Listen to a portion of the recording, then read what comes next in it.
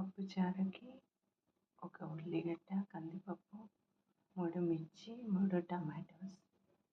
ఇలా వాటర్ వేసి పసుపు, నూనె వేసి ఉడకబెట్టుకోవాలి.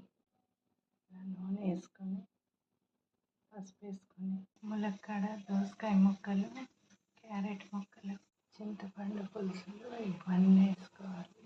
సాల్ట్. ఇలా పప్పు ఉడికిపోయాక మెదుపుకోవాలి. ఇలా మెదుపుకున్న దాన్ని మనం ఇలా వేసుకున్నాం.